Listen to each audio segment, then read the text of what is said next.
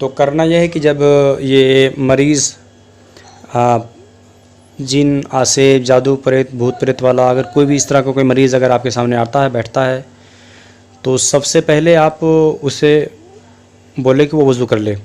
और जब वो वज़ू करके आ जाए, आपके सामने वज़ू करके वो बैठ जाए और आप भी बावज़ू हो जाएं।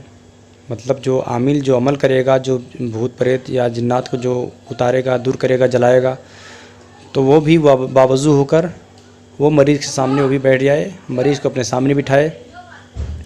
और अमल शुरू करने से पहले ज़रूरी है कि आप अपना हिसार कर लें। हिसार नहीं करेंगे तो आप खुद नुकसान उठा सकते हैं, मरीज़ को भी नुकसान हो सकता है, आप खुद भी हलाकत की तरफ जाएंगे। तो इसके लिए सबसे पहले ज़रूरी है कि आप हिसार कर लें।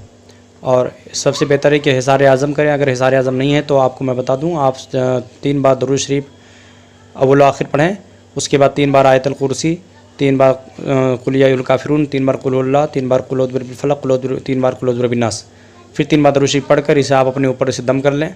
और इंशाअल्लाह जब आप ये पढ़कर आप दम कर लेंगे तो आप के जिस्म का पूरी तरह से हिसार हो जाएगा और कोई भी ज़ीरू, कोई भी शैतान, भूत प्रेत, जिन्नात, जिन, वो आप खबीस, वो आपको नुकसान नहीं पहुंचा सकता इंशाअल्लाह ताला। तो आपको करना ये है कि फिर आप जब आपने अपना हिसार कर लिया, मरीज़ को आपने सामने बिठा दिया, फिर आपको 33 मरतबा आयत कुतुब 33 मरतबा आयत कुतुब पढ़ के आपको मरीज़ के कान, आँख और सर पर 33 मरतबा आयत कुतुब पढ़ के आपको दम करना है। अव्वल व आखिर दरूद इब्राहीम आपको पढ़ना है 7 मरतबा या 11 मरतबा। यानी आप सबसे पहले 11 मरतबा दरूद इब्राहीम पढ़ें, दरूद इब्राहीम 11 मरतबा, उसके बाद फिर 33 मरतबा आयत कुतुब पढ़ें और फिर उसके बाद 11 मरतबा दरूद इब्राहीम पढ़ें। और आप पढ़ने के बाद फिर मरीज़ की आँख, उसके सर, उसके कान में आप दम करें, क्योंकि यही वो रास्ते हैं जिन रास्तों से शैतान, भूत प्रेत ये मरीज़ के जिस्म में ये दाखिल होते हैं। तो जब आप सर में, आँख में, कान में जब दम कर देंगे आप, तो वो ब्लॉक हो जाएगा इन रास्तों से भूत प्रेत शैतान का, फिर उसके सर पर, उसके जिस्म पे फिर नहीं आ सकते इंशाअल्लाह। तो आपको करना ये है कि आप उसकी आँख, उसके सर, उसके कान में आप 33 मरतबा दरूद आयत कुतुब पढ़ के आप उसको दम करेंगे इंशाअल्लाह। और ये अमल आपको दिन में 2 मरतबा करना है और 21 दिन तक करना है। याद रहे, ये 2 दिन में 2 दफ़ा और 21 दिन ये करना है। 21 दिन आप करेंगे इंशाअल्लाह ताला।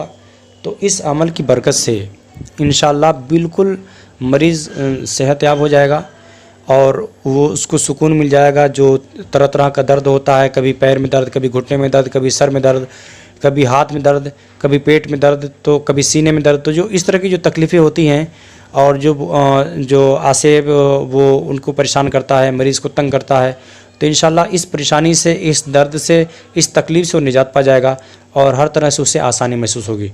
तो आपको जो मैंने तरतीब बताई, तरतीब यही है कि आप सबसे पहले उसे बिठाएं, उसके बाद अव्वल आखिर दरूद इब्राहीम 11-11 मरतबा, 33 मरतबा आयत कुतुब पढ़कर आप मरीज़ के ऊपर दम करें, उसके कान में, उसकी आँख में, उसके सर में आप दम करें।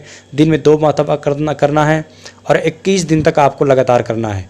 इंशाअल्लाह इस अमल की बरकत से अल्लाह ने चाहा तो बिल्कुल मरीज़ वो शिफा पा जाएगा और इंशाअल्लाह बिल्कुल वो कम्प्लीट रहेगा, उससे फिर कभी तकलीफ़ नहीं होगी।